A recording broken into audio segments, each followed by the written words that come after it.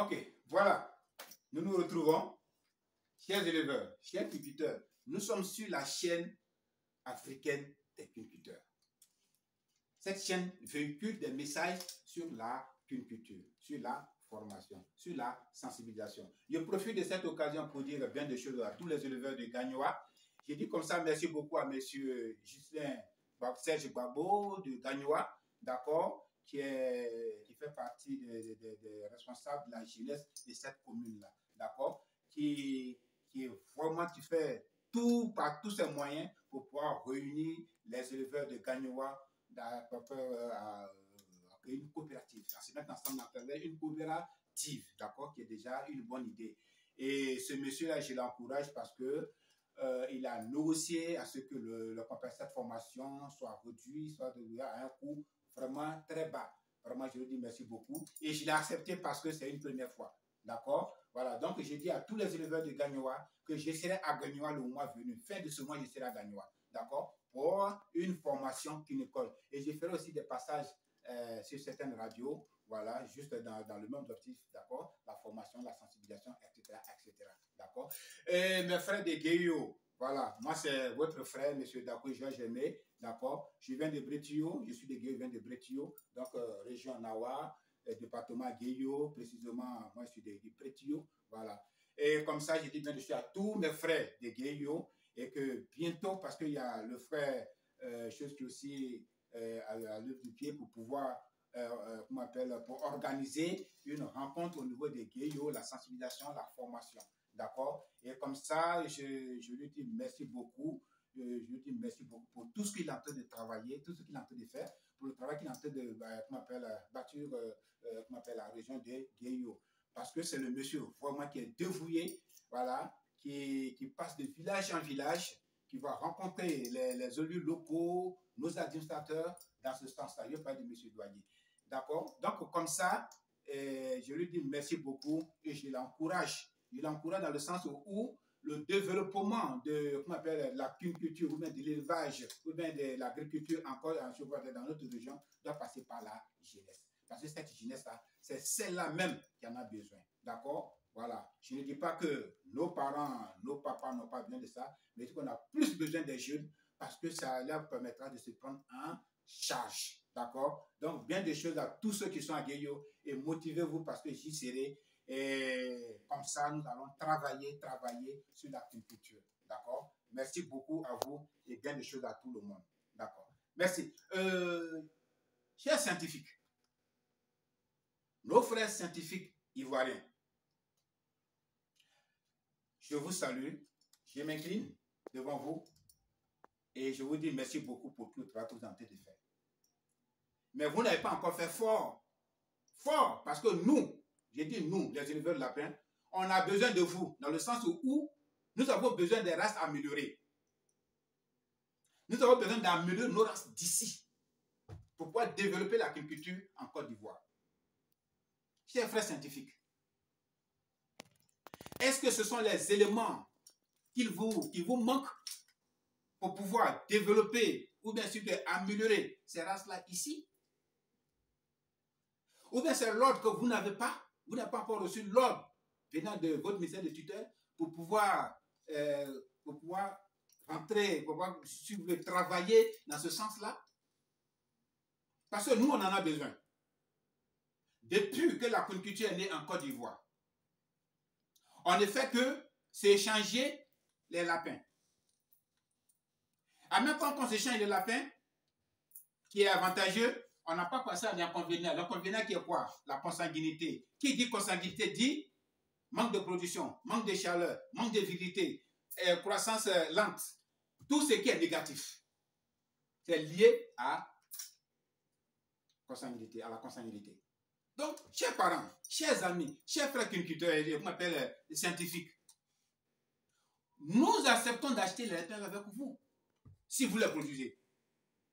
Si vous les améliorez et vous fixez un prix, vous allez l'acheter. Si on a l'habitude d'acheter, ou bien certains achètent des lapins à des centaines de mille venant de l'Europe, mais qu'est-ce que les scientifiques de la Côte d'Ivoire attendent pour pouvoir, si vous voulez, mettre la main dans la pâte pour pouvoir améliorer nos lapins d'ici. Ou bien pour améliorer les ILA et I+, pour pouvoir créer une gamme, d'accord? Sinon, créer une race, ou bien créer des lapins, d'accord, qui sont encore améliorés par rapport à ce que nous utilisons.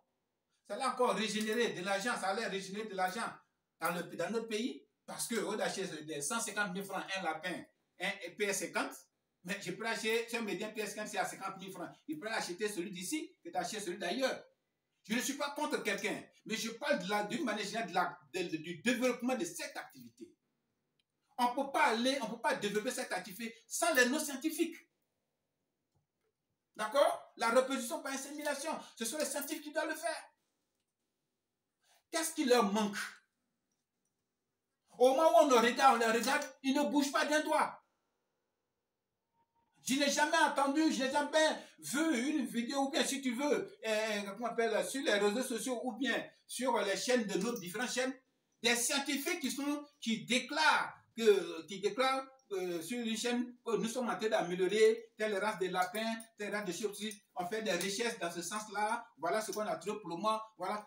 Vraiment, ça va nous faire plaisir. Parce que nous, les éleveurs de lapins, on attend que ça. C'est ce que nous attendons de nos scientifiques. D'accord? C'est ce que nous attendons de nos scientifiques. En même temps que je viens je profite pour passer sur le sujet comment on appelle, du vaccin. En même temps, le temps nous demande de produire à grande quantité la viande du lapin. En même temps, nous avons un problème avec les vaccins de la VHD. J'ai dit un problème, je vais l'expliquer. Parce que c'est un énorme problème. Et c'est le plus gros des problèmes. Pourquoi est-ce le plus gros des problèmes? Mais si tu demandes à quelqu'un de produire beaucoup de viande de lapin, il faut mettre à sa disposition les éléments dont il a besoin. Pas tous les éléments. Nous, on ne vous demande pas tous les éléments. Mais le vaccin. Parce que on a vacciné les premiers, qu'on appelle les reproducteurs. Maintenant, les descendants, au moment où on veut les accoupler et les vacciner, il n'y a pas de vaccin. On dit, quand on dit non, le vaccin n'a pas été, subventionné par l'État. Donc, voilà. Nous, le vaccin dont on a besoin, on n'a pas besoin que ça soit subventionné par l'État. Celui qui veut attendre que l'État subventionne les vaccins d'abord, lui, il attend.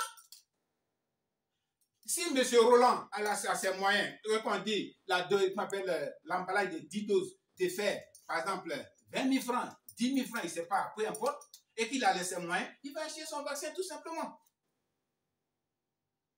Donc, il faut libéraliser. Il faut libéraliser. Voilà. Si l'État a subventionné, ceux qui ont les moyens ce mois-là, ceux qui ont l'argent vont acheter ce que l'État a subventionné. Ce qui n'est pas subventionné qui se trouve là quelque part là. On dit, ah voilà ce qui n'est pas subventionné. Il va acheter. Parce que là, je vous dis que nul n'est à l'abri de la maladie de la VHD. Parce que si tu as vacciné les descendants, les parents et les descendants, tu ne les as pas vaccinés, c'est que tes lapins qui sont nés ne sont pas protégés. Ne sont pas protégés. Donc, quand notre ministère des tutelles prend des dispositions pour mettre à notre disposition les vaccins, parce qu'on en a besoin. Nous sommes pleins, sinon qui sont pleins, qui ont perdu leur projet, qui ont perdu leur sujet. Quand il peut décider, il parle de gens qui ont perdu des 20 millions. Pour moi, c'est beaucoup. Pour certains, ce n'est pas beaucoup. 15 millions, 10 millions. Je ne vais pas citer de nom, mais ils se reconnaissent. Je sais qu'ils sont en train de balancer la tête pour dire oui, ce qu'il est en train de dire, c'est vrai. D'accord? Du plus petit éleveur au grand éleveur.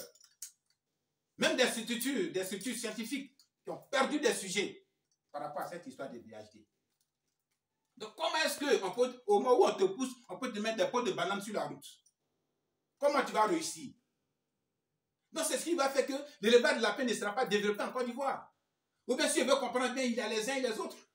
C'est-à-dire, nous qui n'avons pas droit à ce vaccin, on ne nous donne pas, au moment où certaines personnes ont ça, peuvent avoir ça. Mais attends, qu'est-ce qui se passe? Vous êtes en train de mystifier cette histoire de VHD, le vaccin de VHD. Sa distribution, sa venue en Côte d'Ivoire. Qu'est-ce qui se passe exactement? Donc, chers amis, chers frères, chers scientifiques, chers ministres de la pollution animale, voilà les problèmes auxquels nous sommes confrontés. Nous, les éleveurs de lapins. Nous sommes confrontés à un certain nombre de problèmes à ne point finir. Vraiment, on a besoin de vous, les scientifiques. Monsieur le ministre, on a besoin de vous dans ce sens-là parce que le vaccin, la VHD, aujourd'hui, même si tu envoies même, je ne sais pas, si on met à la disposition des éleveurs des centaines de milliers de vaccins, en une semaine, tout va finir. Parce que la demande est forte que l'offre. D'accord? Est-ce que ce sont, comment on appelle, ceux qui sont en coopérative, qui sont autorisés à avoir ces vaccins? Ou bien ceux qui sont, je ne sais pas, quels sont ceux qui ont droit à ces vaccins-là? Et quels sont ceux qui n'ont pas droit à ces vaccins? Mais si ça pour tout le monde, mettez à la compte de tout le monde. D'accord? On ne peut pas vacciner dans la même période. Puisque chacun s'est installé, comment on appelle, chacun s'est installé, il sait quand il a commencé, à quel moment il doit vacciner ses lapins, mais ce n'est pas la même date que les autres.